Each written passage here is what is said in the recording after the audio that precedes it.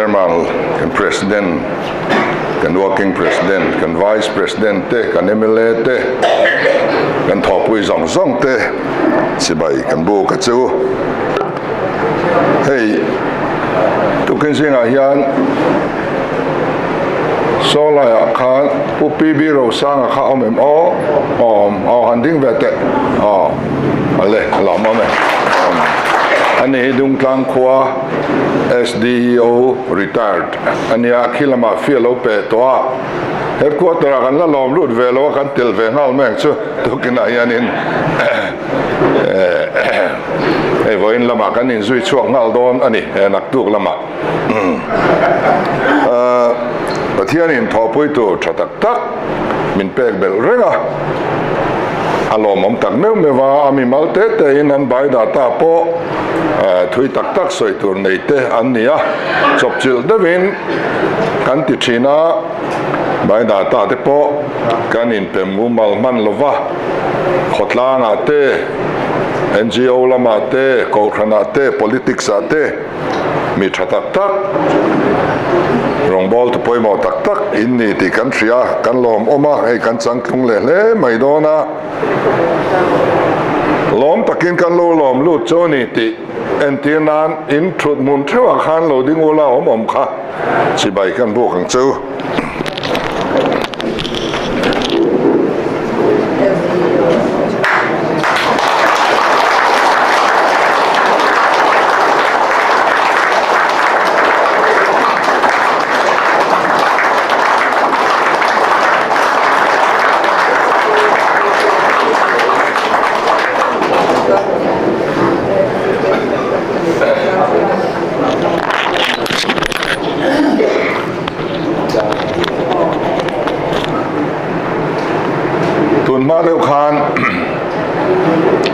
party atranga chhuak ni hi mirin omlo zuang lor angin kanin puwa kanin zirtira tuilo chu sungin kan hruai tu te kan zui ma in thana huna kan vote to lo ha po in let angalan kan du lo wa kan party kor ha chungin mi candidate te kan vote tho maya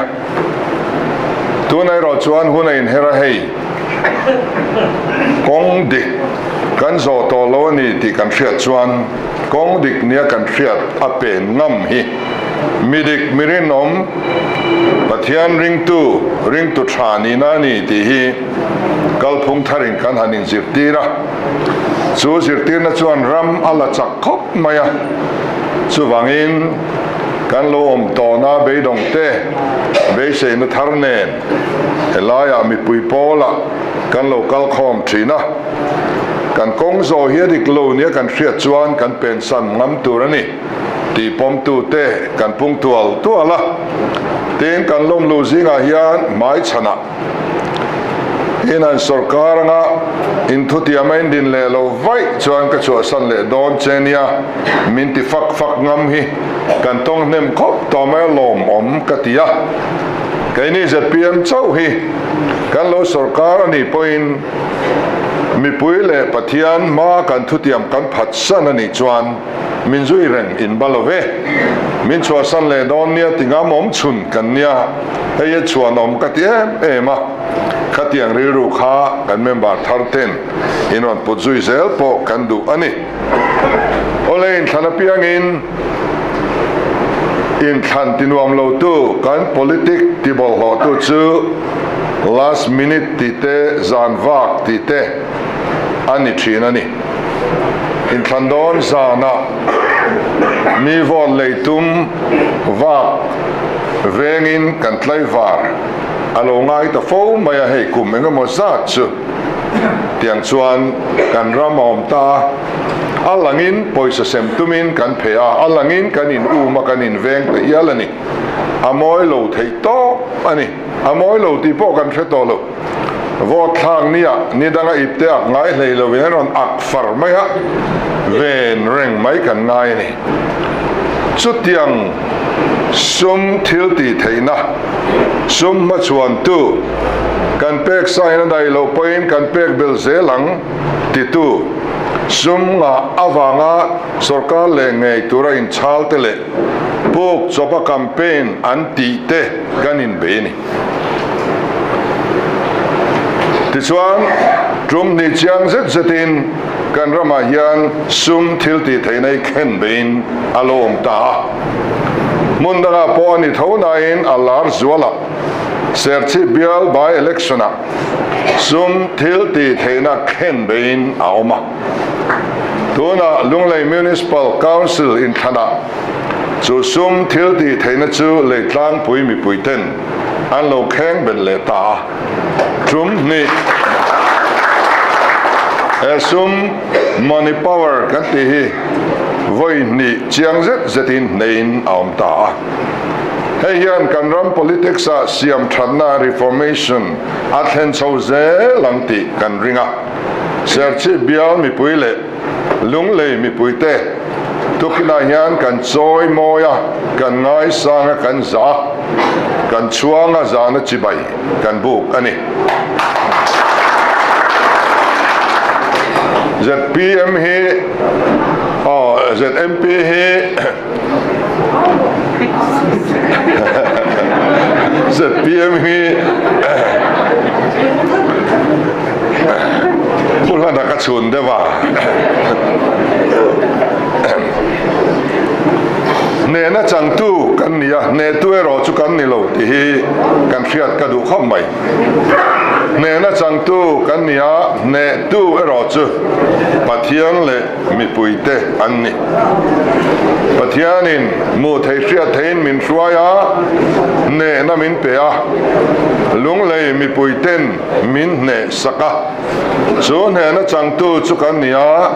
ne tu ero chu kan ni lo ti hi kan hria reng atrulin ka hria chu wangin mi pui thachak na hian kanin ngat zel dona kan party ne tu kan ni lova party chakna wa ne tu kan ni lo ti hi kanin chiang em a mi pui zara le pathian zara ne na chang tu mai kan nia kan hun kal zel tura po mi pui chakna kanin ngat chau zel dona ni ti kan soi du bok ani ti chuan kan tun lai bo ruak kan thirin be seina kan nei sang sot le a MLA in thana hian kan sarkar nge yang kan la tingam hau lova pathian le mi puite in ngat ania amaro chu in thani kan ngak hlil le ti ro chu kan soi du ni ZPM hian in thani kan ngak hlil ani chu wangin kanin bua saina po party mi puile zoram mi puite enge an vote chwadon enge kan policy ti hi kan chian ton tlang atrul tual in ka ria tokina po hian kan policy in nga na abul pui zual pasari han thoi thuak kadwani kan principle kan in nga na pakhanna chuan research base in kan kalang kan tiani zirchian na in kan kalang kan policy kan zia emo kan ka in asoi emo reng hi abula tanga to thenga kan zirchian nu a ti thei ani ngei ti kan khia chian chau ni ro se kan tiani kan rama project hlam zui le trol atam em zirchian na tel lovin hengi kalpui ani thina kunna thok tu te zirchian na tel lovin research base akal lovin thai kan chin tira kan ching thlona kan ha thlona kan hriani chuwang chuan keini chu abula tanga ato phrechiang in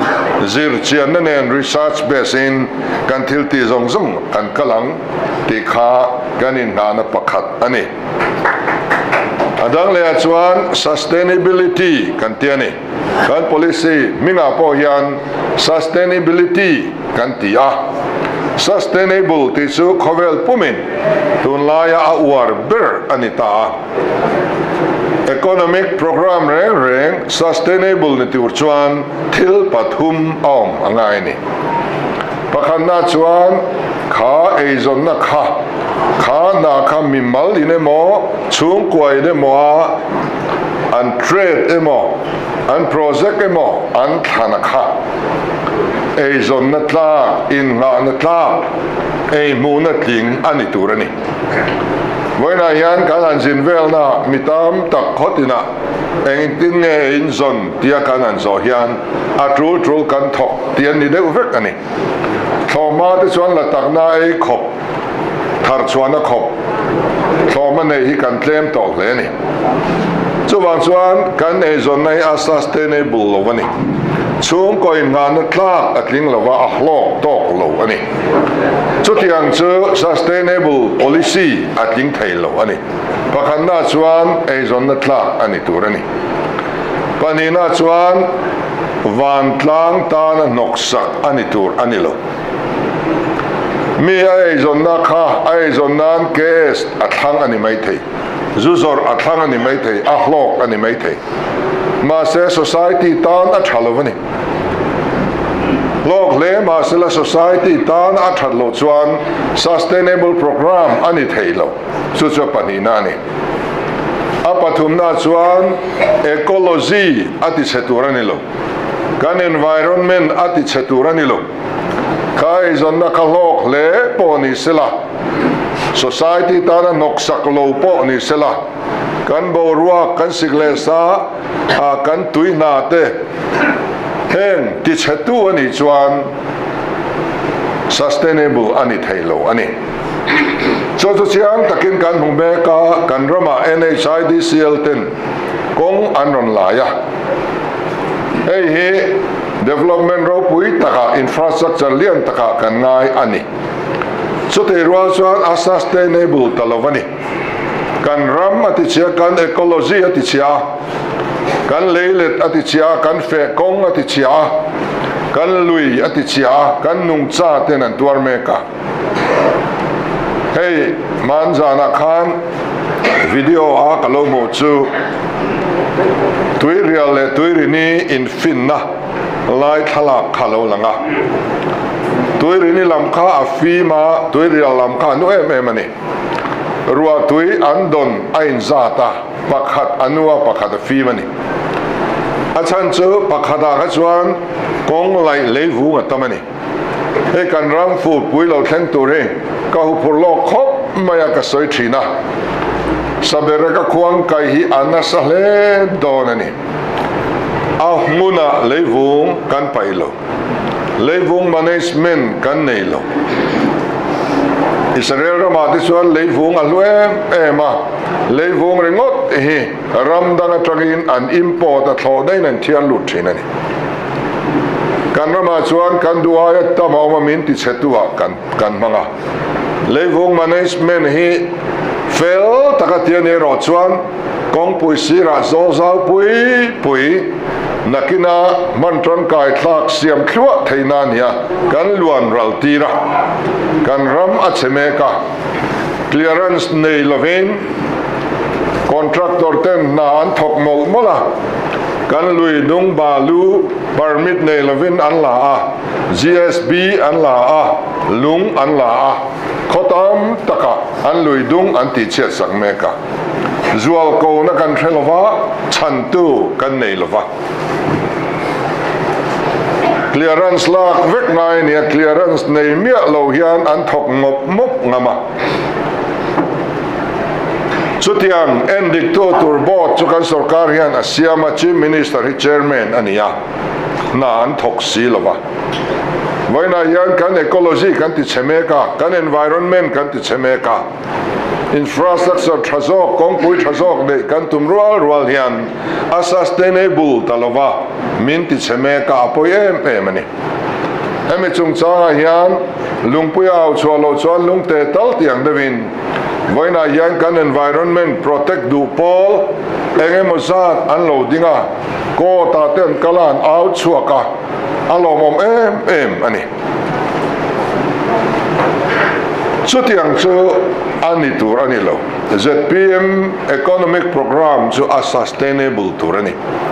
khalai kha chiang leila ten apathumna chuan economic nationalism kan tiani kan ram chunga khuanuin aloda to sa leilung hausak na te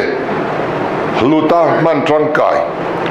kan ramau hi khi na nuai anuai ania wangin bambo lam expat ten min thil dan chuan India ram mau te ai chuan a chang zoka a tak zoka a rit bi kanin te ni a thabi kan so te chung chuan ram dang mau te ruwa te kan cholu ta ni heng hian thil thalo nat na leng engemaw aron thlen thei ani tuna hian mau han zoi ta ka chuan ei kumtina kan budget in sem hi dissolution antia dissolution of central taxes antia chuta tang chuan kan budget pui ber hi finance commission in direct funding in min on petrin ani consolidated fund of India tangin consolidated fund of Mizoram aron lut thin ani IMC ta te po hi consolidated fund of India tangin consolidated fund of Mizoram alo luta ma se rei tak an kol thiang lo direct funding ania an kol lui chuan penalty interest an choi ani tu naya po khan nuai som thum pani mi kha nuai som thum pani IMC ta ahuna Mizoram sarkar ina apek lo wangin penalty interest an choi ni ole kan soi taka khachu mawania maw awang hian devolution of taxes atang hian 10% hi forest cover area taka kan don ani kan forest awangin India rama chiatling khom kan in semna 10% kan mu pha item pakda chuan atam berani alwe memani kum tin kan ti chemek kan forest a tuala tlem tuala nakina ngong tur chu kan ram budget in tuar lon ani India ram state frank le central in kan tax kan in sem huna khan kan don tam ve theina ber a hi a tlem chuan kan budget hi kan dong tlem tial lau mani apoye me mani khovelina abuai pui chu global warming ania khovel hi alum tual ani kumtin hian 2.5 degrees Celsius in khovel hi alum bel zelani so the lai chuan Mizoram big kumtina alum bel na chu 2.75 degrees Celsius ani khovel rampum pui alum chak na in Mizoram big lum chak na sang ani chu so the khop chuan development kan soi rual hian kan ram lui dung te thingle mau tuina en kim nung cha kan ti cheme kani eng zong song hi ke ni chuan kan ngai poi monga economic nationalism ti chu nam thin lung pu chunga development kal pui ti na ni kan ram mau kan ngai sanga kan ram mau tra siam kan ngai sanga kan office building zong songa nam dang puan ni lovin Mizoram kan siam parda te kan tarang kan zarang kan khum te kan sofa set te khang reng kan office building ami hi Mizoram chuga mizo te siam lir kan mangang kan han tiang chi kha he economic nationalism hian atum ani maniram thil chuak ngai san ani India in independent ashwal lai khan Mahatma Gandhi hovin foreign goods boycott an kalpuya Mahatma Gandhi chu athua mui akaya tichuan keima ni kut koi hian kanin todel turani atia khati lai khan Europe rama lankan sayara te muntam taka India rama tragin la tlom te anleya kolama cotton factory anron siam chuaka chu India to deuhin anron zual lea hei kan ti top turani atia nam dang thom na boycott an kalpui ani kha khati lai khan Indira Gandhi khanau pang alania sabram siam nau telim ani ni mei puyan sepa sab thom no khan hal thina Indira nau telim po kha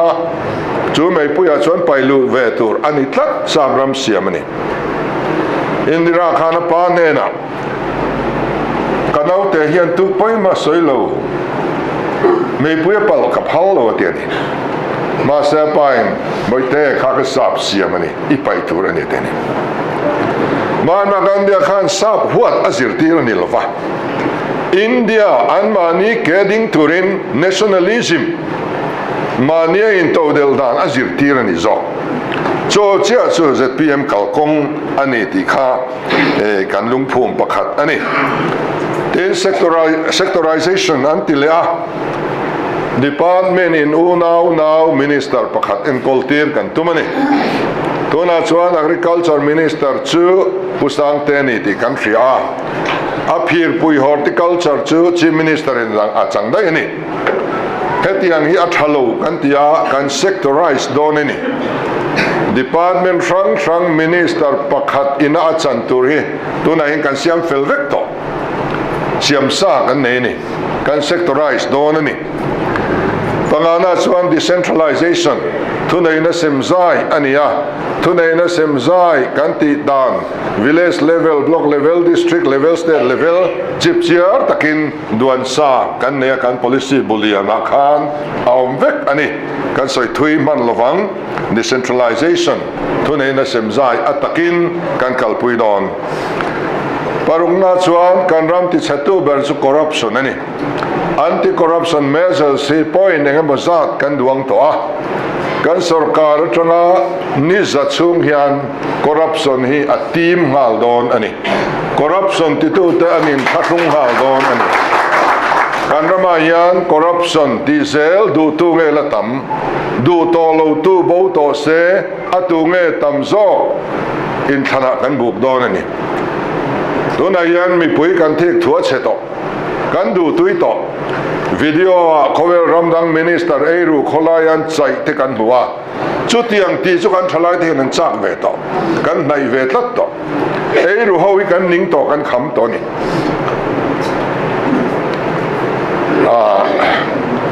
pola nai kan din ti te han ding te se khoi nge om kha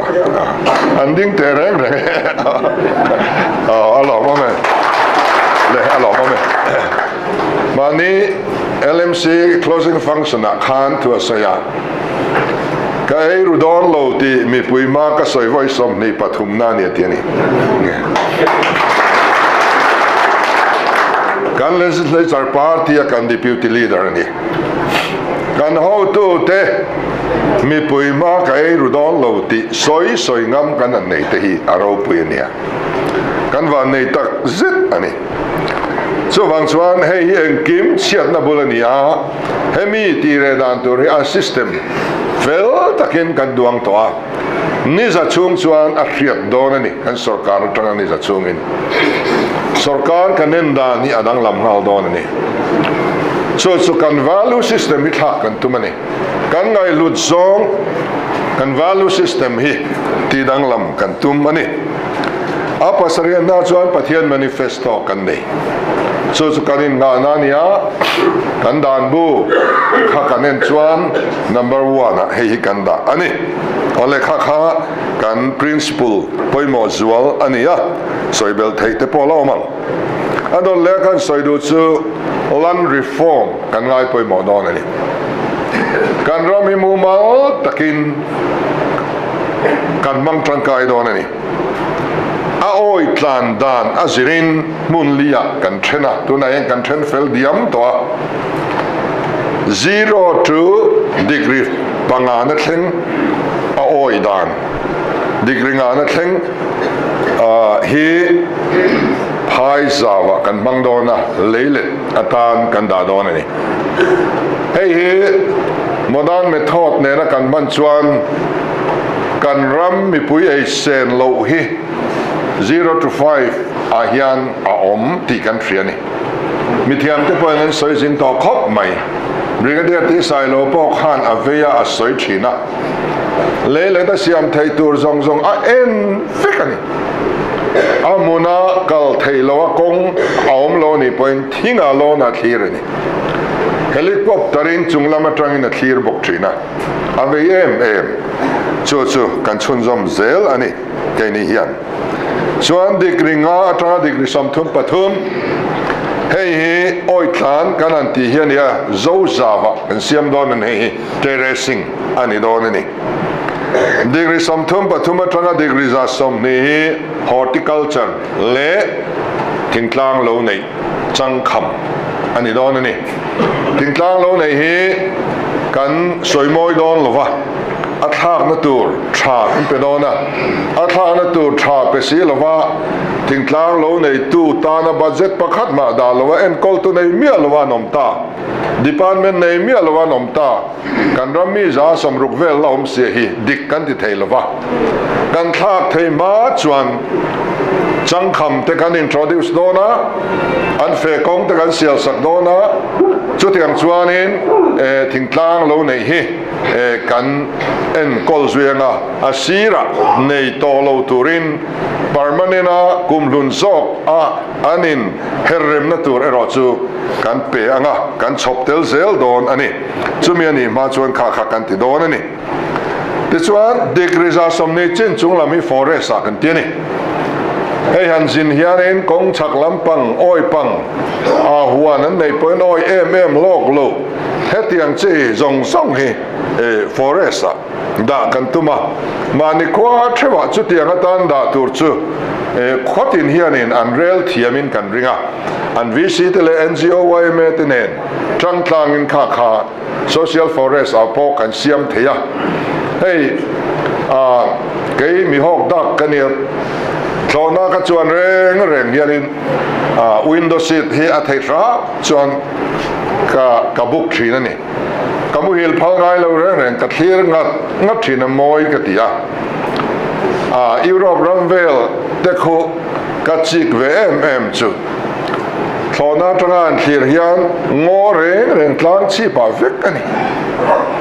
cho chuan tuina alo tipunga nungcha te tan alo tha sigle sa alo vong dai boka chutiang chuanin kaini chuan kalpui kan tuma chilin a oi dan ezirin kan ram hi kan then don ani ten chu berola chuan alum dan a sigle sa zir hian bun thuma kan then le dona pakhat churam lum ani ta chu tropical zone kan ti hi ani geography kan zir thin kha pualoi ram ani lea chu subtropical zone ani ya ram vot ani lea hi semi temperate zone ani tichuan aoi tlandan le asigle sa azir khan crop zone hi kan siam don ani crop zone kan siam nga cluster approaching kan ti don ani modia chuan tunlaya ti chu one district one crop atiani district pakhat zela thlai chikhat kha na sengkhom te a marketing and kimati ol samani chutiang chuan du na thil lo ching ve ngot tolovin mithiam ten min kai hruainga nangni khwai nei lo ching ro nangni area hei hi tin amun big lein cluster approaching land reform hi kan kalpuyanga kan ram leilung hi mang tangkai takin khatiang khan kan kalpui don ani chung bun a chuan ling road te amamo dona tuite eng kim an mamong sikul te thlengpoin an mamo theye khang kan zau kan in bun na chia ka chuan arsain in todel nga bong nu ten in todelanga damdoi anga eng kim khatianga chop kha kan tum ani chutiang chuan kan ram hi mumal takin azim boka fel takin khwanu siam angdong zui hian chumi milzel chuan mantrangkai kan tum don ani ten kan han holding kan ti lai hi atop nan kan soyanga thai zong a market chiang sa le a ret chiang sa in kan lei thei don lova in than ma sak khan thai pani so thing le mun phia a kan in komita tun tuma hian pali ni seng tin kan ho tu ten ruam han na an siama chung chu so thing ai eng marcha le mun phia ani don ani hemi item pali be ki tuna hian kan study team ten an zirmeka India rama le khovel mun ranga company lian tele a market te an contact meka kan sarkar huna dap chop lovin mumal taka agreement te po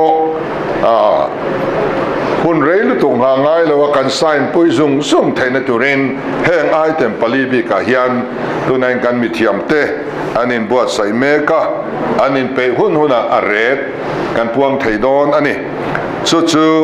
ๆถ่ายทอดกันเลยด่านตุรกะอันนี้กัน market study team เฮียนตัวนายเฮียนเองกิมกันหัดเมกะ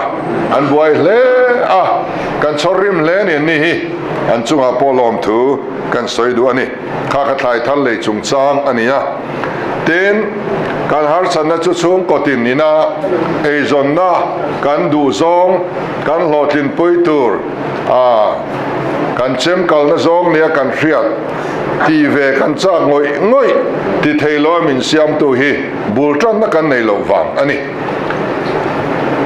ตัวนายยันการทลายสิ่งพอ entrepreneur ละมากันนะตัวกงอาลูตั้มเต้มามีเอาสัตว์สูงกว่ามีเอาสัตว์ฟ้าสู้อันกัลชันอันนี้ตัวนายยันอันกัลชันซับอันนี้มาเสียตามจอกจวนบุลจันนั้นในโลกเราอันเจ้าเวทให้ทันโลขัดยังช่วงกว่าเลยมีมาจนดูนั่นในสีกันเอ็นดิกสักงะอันเทรดทันเตอันโปรเจกต์ทันเตโลดลิงไทจีอันนี้อันมานี่มีไตมามีตุมรูกหลักเราไม่โลตุรนีติกันเชียนบกชวนซูมีแต่สบุลจันนะอันมาหมกกันเปียงกันเตียนี่กันฮันโฮลดิ้งเซมเวทโฮโลมันติดชีนอันนี้โลดงตัวข้าพาร์ติไลน์นี่นะกัลดอนโลมีปุยสรการกันดีนะ ZPM เนี่ยวางดอนตัวอันนี้โล opposition เนี่ยวางชกตัวอันนี้ดอนโลขอตินะมีดิ้งชวักตัวสูงกว่ากันมัลนัลดอนนี่กันติฮุกดอนโลกันมัลเนลเนลังสมัยแต่สุกันปุยังอันดิ้งชวักกันบวงอันอินสักทาร์ตกันบวงอันมอเตอร์เลยทาร์ตกันบวงไต่มากนะทอริมนั่นกันอินเอลดอนกุมงะช่วงอินจุดยังช่วงกว่าเลยมีมาอาตามเทียงเบอร์สรการที่บวยตอลว่าอันมานี้เกียดิ้งไทยตัวเรเซียมช่วยสุกันตุ่มปุยเบอร์ตัวนี้เฮมีตาเนียนคอยมีเงยปอยไซน์ในยังเตียนติเลชตูนกุมกัลตาขานไวเบลเซอร์สริสมงาโมฆะSEDP ดานีขัดยังซาเล็กโปกฮะเฮฮันโฮลดิ้งด้วยยันดาเวตายละเซมนิลเวนช่วงมีแต่บุลชันนาตาจวนหันบังตายละได้ใจดอนลุตุกก็อีชีนั่นนี่วอจนั้นพวกกันอีเล่ชีนะปอยคบไหมกันมีเจ้าป่าเต้นพุ่งเรือรัวปิริงโมอันเตียพุ่งเรือรัวพุ่งชั่วกับปิริงลูดลัดไหมนี่เซมีลูดลัดต่อไม่กันเอาตัวเด็ดชั่วกับไวเบลเซสริสมงายันสอทิ้งไอเองเลยลังกันทรัลเลงาเซลโปรซีเดอร์ลูดเลงาดังเลยนั้นกันบังเซลโดนบกเสียได้ใจตัวเจ้ากันไงตัวนี้ส่วนส่วนเทียนซาระสรการตัวรัฐโปอันนี้เบสอีละนักคมเฟบรุอารีถ้ากัลพุ่งทาร์บัตเจ็ตกันพาร์ดอนนี่เลยบาตามตักกันชมโดนะมิฉันขัดจวนกุมขัดจงไอ้ตัว development holiday ยังปวดง่ายยังมินเตียนี่ development เองมาที่ละวินอินสองเงินอาตามรึงัดกุมขัดจงสุอินมันง่ายยังมินที่เฮียละช่วงส่วนสักตะกินโปรเจกต์เลียนแต่การกัลปุยซุงไทยดอนโลอันนี้กันเลยบาฮีอัตุรูเวียวันนี้ช่วงที่ส่วนนักกุมเฟบรุอารีบาเจตไอชวนแห้งกุนนัทบโตเตไทยเลยสักนัดตัวที่สุดกันด่าโดนนี่กันtop priority อันนี้โดนเต้นแห้งบุลชันนั่นเองเราบุลชันนั่นตัวเตปอกันเทzaดกันด่าจันชาวโดนะเฮ้ยสุกันธรรมศาอันนี้โดนนี่ส่วนนี้ขลายขานินบุลชันนั่นกันอินเปียงบุลชันนั่นเองเราวางที่เทโลริงดฮีกันจินน่าพอกันมุตรวันนี้มันเนี่ยพอรตัวรามุนเล่จอลตัวลากตัวชัสีอันลากไทยสีโลสรการนั่นไงสักสีโลเตฮาฮีปินอันโลเสียกันที่ยังกันที่ตบไหมนี่ไอ้สุบุลชันนั่นเป้กันง่ายนี่ข้างหัวขา ti sakan ngai ni mania kan din ve theina tur kan in to del theina tur si kan ti ve thei reng kan thiam ve reng si ti thei tlat lawa kan om la ya bana min kai tu min ti thei tir du tu sarkar mulovin tun thleng hian kan oma apoi ni ding chuak du ta na din chua theina sarkar om to don ani tin sumido da chuan loan kan pe don ani loan ni conversion sin kan kalpui don ni tuna hian central kan state budget tel lovin loan lak thei tur ri tam em em ani KVIC a oma KCC a oma MOFP a oma MSME a oma engeni noi som thlenga da kham ngai lo lak thei lar de pakhat ka kan thengil ta thut mudra loan te a oma central hian heng zong song yaron te ni ma se kan sarkar hian min zir tirlo awareness po min pelo heng ni thalai ta la omania ti po min tilo MSME noya tribal hub te phei chu athale zwala central sarkar in an loan la ka koran tor at adin sakani an rul thailovin sarkar central in rul sakdon ani za som ni panga an loan la arul sakdon bokani min thil thapal lo re heng te mitlem ten Allah velani MSME noya tribal hub atanga loan la theina te heng ne nian kan tang ko panga Mizoram budget vek ani don lo conversion sen thumron policy kan ti khan kan kalpui dona chung chu kan kalpui dan tur kha ania chunga chuan garantora kan ding dona garantor te ka soi fia dua mi loan la garantora kan din khan an loan la ka kan ru sak don ti na ni ngot lo kha loan la tu khan van duaina chiat na pumpel thailo alo to thula chau ani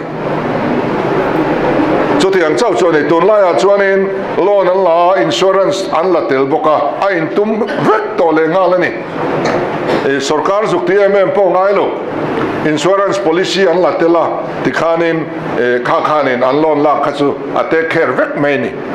chung ta chu kan kalpui dona ti chuan central scheme dung zui hian tuna hianin sarkar garantora adin dan kha kan siam ve mai dona tuna en kan sarkar hi milko bank tan garantora adinga apex bank tan ading boka zitco tan ading boka autonomous district council tan ading boka tuna kan sarkar ina garantora adin na hi vaibel sa somni panga nuai somni le pasari ani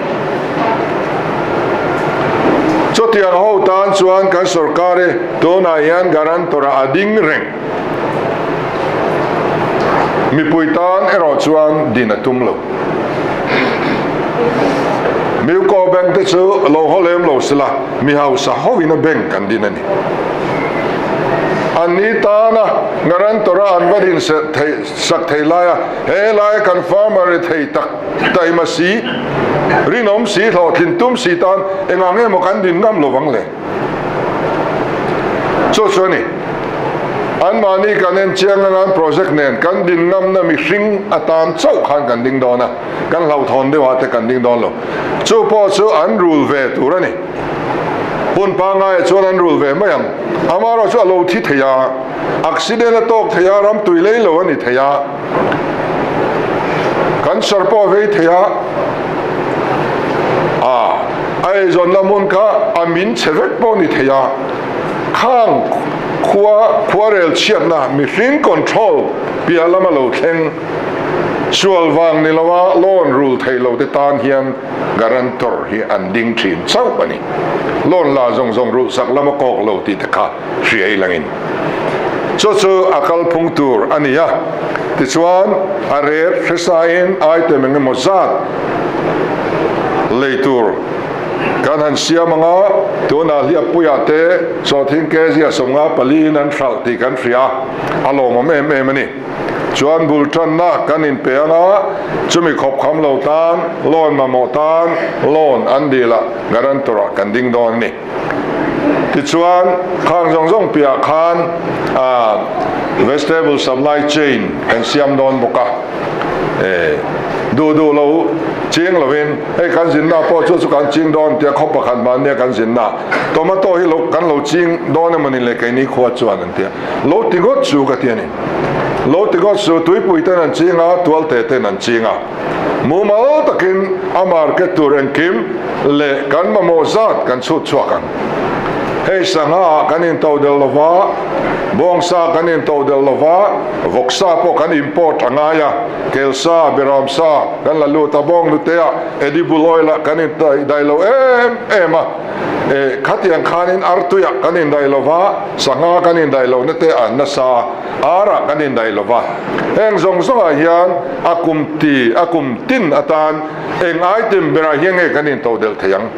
ดิขันไอ้มาอินชอบเซลนะจุดที่ก็ดินโตเดลนั่นตัวชวนดานเสียมทาร์อัตโรเลดานินกันเสียมทาร์งะกันเวงงะกันดินโตเดลนั่นตัวกันปอยสลวงชัวอัลวนชัวตัวเรานั่นตัวรินไว้สังหากันเลยชวนอัตโตปะไว้อิบเตอลูตันี่มิโซรัมสังหากันเลยชวนมิโซรัมอิบเตอบกอลูตันี่ข้าขันรัม development เสียมันนี่ชุดที่อังซองชวน vegetable supply chain กันตีขาปอยมาเอ็มโดนะปอยมาไล่คนอาลูอันโลเลยอันโลจีนชวนช่วงก่อนจัดอิงเงชิง society อันอมังอันอิน register ทับังอันจีนจัดกันชินเชียงอันทาร์จัดตัวกันเชลอกไทยโดนนี่ตั้งปุยทุยนไล่กันดีมันไอ้โจขบุยเองจังเนี่ยอาลูมาโมไอ้เองจังเนี่ยมาโมขัดยังงุนตะการ research base บกกันกะละนังนี้ค่อยในโลติโรติยังจองกันอินเดียอาเรฟเฟซ่าขัดยังเลยนี่เคโลไทยเลยที่จิฟังกันเองกันสมเหตุดังเรื่องจงเน้นเวทีหน่วยที่อมังจีแต่เข่งปอยันอาทิตูร์บีกินเสียมาอาสับไลเชนเฟลตักรวมมันอะไรนี่ชุดอย่างนั้นชวนดัวตะกินมิโซรัมเลยช่วงมีปุยเตหีกันเอ็นโคลังกันรำเลยลุงไงจังเฮียนเลยลุงมาสมนะกันให้ชวกเวทวงตีหีกันเบย์ซีอันนี้ดิชวนอตบตักนั้นกันสอยดูชื่อ ZPM หินินติทบิกมิงเตียกันทบิกตัวเร่งนี่กันสุรการฟรอนตัวอังริงดเสียมเลยตัวชวนกันสู้กับเปย์เมียโลกับพูดเมียโลไอ้ทศกมีปุยนั้นดูนี่กันทศกตัวนี้ชัดกันทศกน้ำตัวนี้กันทศกโดนชวนโลชวนเอ็งวางไอ้สุรการเสียมตัวมากันเพศตามกันมูตัวสุรการังเท่ากันดินเลยโดนเนี่ยชวนมีปุยกันที่เบยดงเลยไม่โดนเนี่ยสิ่งเอ็งไอ้จูลน้ำขัดยังตานคานกันเพลวไว้นายยันลุลเลตินกันเสียมีปุยสุรการทศกกันตัวนี้ที่กันเสียสุรการทศกเป๊กกันตัวมาจลพวกกันจลมันลอยไอ้นี่พวกนักตู้กันเร่งกันช่วงเลยโดนนะกันจินนักตู้ไล่การกิกลุงเลยแต่เนี่ยตู้ก็ไวเร่งเตนี่เลยการกิกครับไม่มาเสียหากันสวยลูกเอ็งวางเงี้ยกันติดชวนปะเทียนดูดานินปะเทียนมาสอมพลักสุรการดินกันตุมาสุรการทศกกันดินโดนนะกันทบิกโดนกันติงามตัวนี้ส่วนบางอินไอ้จุดจับปูน่ะข้างไงลูกกันทบิกตัวนี้กันทบิกงามโดนบางอินปะเทียนมาสอมกันดงอันนี้สองจู่กันติงามโลชวนปะเทียนมาสอมกันดงระวังตัวไหนกันเครียดไทยมูไทยปะเทียนนี่มันช่วยนี่ส่วนบางชวน ruling party โจรัมติเชตูนี่ละมิน ruling party โจรัมติดำตูนี่ทุมินริโรเลทาราวละมาอินบัวใส่ทาร์เซลังตลอดไหม